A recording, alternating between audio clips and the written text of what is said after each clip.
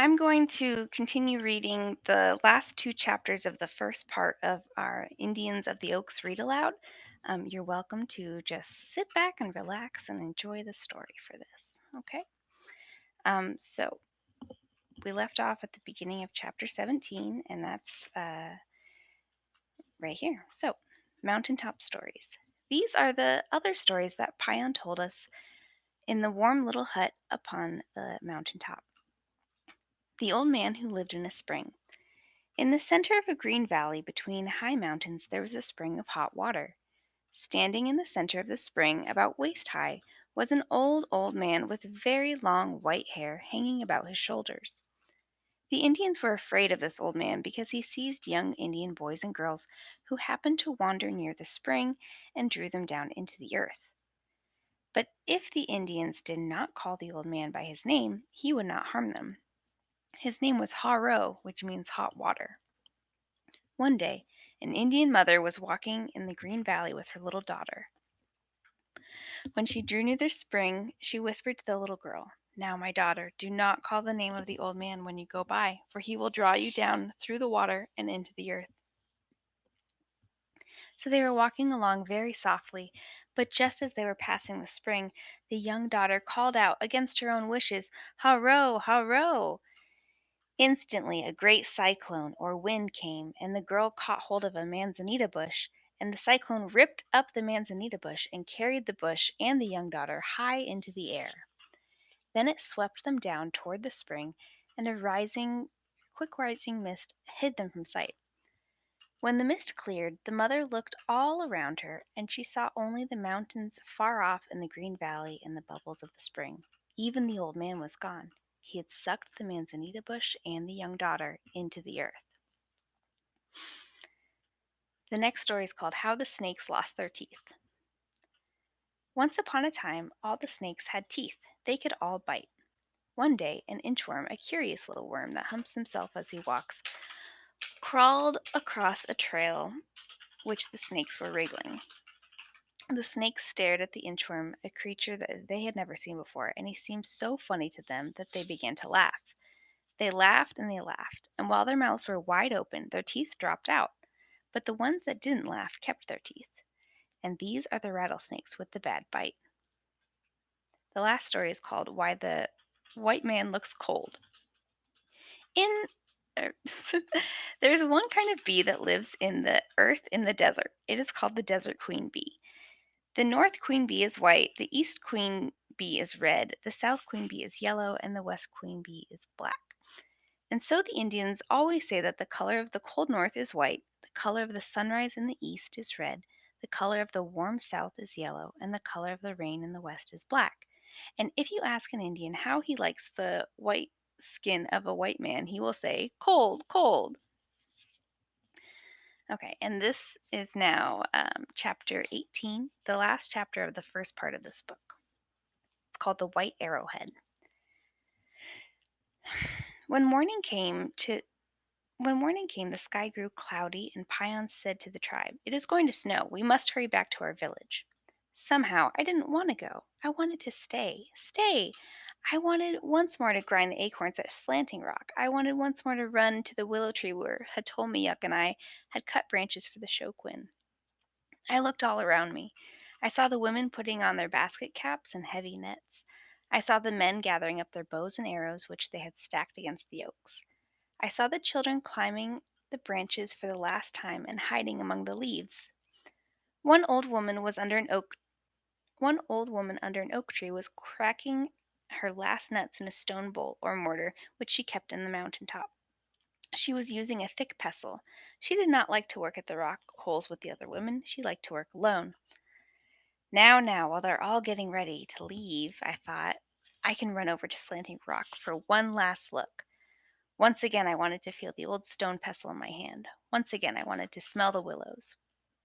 I crawled into our little shelter, picked up a deerskin sack of acorns which I had gathered and cracked and dried, and dashed around the edge of the oak grove.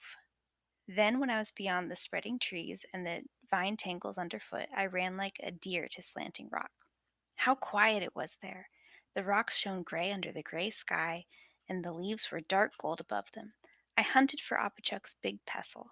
She had hidden it in a deep crack in a rock. How qua, I said softly to the pestle, for it seemed like an old friend. How qua means hello. It is a greeting word of the Indians. How qua, how qua. I lifted the pestle. How heavy it was. How strong Apachuk was to handle this thick stone. Hugging it closely so that it would not drop on my bare toes, I carried it to her favorite hole. I put it down, poured a few of my acorn meats into the hole, and began to pound softly. I had not been pounding long when a strange feeling came over me. This is the last time you will do this, something seemed to say. I pounded only once or twice after that, and then I took the pestle back to the rock and hid it exactly where it had lain before. Now I will take a last look at the patch of willows, I said to myself. I ran lightly down the slope, and the cool smell of moist willows reached me. Ah, I thought, soon these willow branches will be covered with snow. I will take one now before it is white. I broke off a little branch and stuck it in my braided belt. It poked into my skin a little, but I didn't mind. My skin was growing tough. Then I stood still and thought, what is the last and best thing that I want to do on the mountain top? It was a funny answer that came to me. The last and best thing I wanted to do was lie down on the sweet earth with my cheek against the fallen leaves. I lay there for a long time, and then I heard a voice. It seemed a way off. Quee-talk, quee-talk. It was a low, deep voice like night wind in the woods. I lifted my head and tossed my hair away from my cheek. It was the voice of Apachuk. Quee-talk, quee-talk, cue, cue, cue, she called. I hopped to my feet, scrambled up the slope, and dashed by slanting rock, and soon I stood by her side. Where were you? She asked. Then she saw the willow branch in my belt, and she nodded her head. Then she saw the deerskin sack of acorn meats, and she nodded her head again. And then she saw the earth on my cheek and the twigs in my hair, and she nodded again. She smiled a slow smile this time. She understood why I loved the Earth Mother. The tribe was ready to go. The men were already starting single file down the mountain, their bows and arrows in their hands or sticking from quivers on their backs. The quivers were new ones of wildcat, coyote, or badger skins. "Where is Pion?" I asked Apachuk, as she hung a heavy net between her shoulder blades. "Look about you," she said. "If you were lost in the desert, would you say to the rocks, 'Where is Pion?'" But she smiled when she said it. I looked about me. I saw Pion bending over our campfire. He was covering it with earth. Over the ashes he threw twigs and leaves and pieces of pine bark. Never did Pion like to leave a trace of where he had been. While I was watching Pion, Hatolmiyuk walked silently by me. "Do you want this?" he asked, stretching out his hand. I looked in his brown palm. In its hollow shone something white. It was a perfect little arrowhead of shining white stone. It was chipped finely along the edges. "I found it at Slanting Rock," he said. "The day you were grinding acorns with the women, I wanted to keep it, but now I want to give it to you." "Why do you want to give it to me?" I asked in a wondering voice. "Because you've not found one yourself," he answered simply. How did he know that I hadn't found one myself? These Indians seemed to guess everything. I took the arrowhead from his hand and put it carefully in my deerskin bag. I didn't say thank you because the Indians never said it. They have no words for thank you. I knew that I should keep the arrowhead forever. Hatolmiyuk then left me and joined the men. He carried his bows and arrows in his hand and watched every flutter in the bushes. Pion walked up to Apachuk and me and said something to Apachuk which I couldn't hear. She lifted the heavy net from her shoulders and he hung it over his. And then she set on her back a lighter net of her camping things. They fell into line. My own Indians are the best, I thought. They are the kindest towards one another. One thinks of the other and the other thinks of one. They turned to see if I was following, and they both smiled at me. I smiled back. When we reached the spring beside the trail, we all stopped to take a drink of the cool, fresh water. I waited a little while behind the others because I saw a strange red flower that I wished to pick. The flower grew in the crack of a rock near the trail. As I leaned over the flower, I felt someone seize me, and before I could cry out to Pion, a hand was clapped over my mouth, and I was carried to a mountain not far away. I looked up into the face above me. It was the face of the bad rancher from whom I had ran away. The rancher drove me to a railway station and said sent me on a train to another state, almost another land, it seemed to me.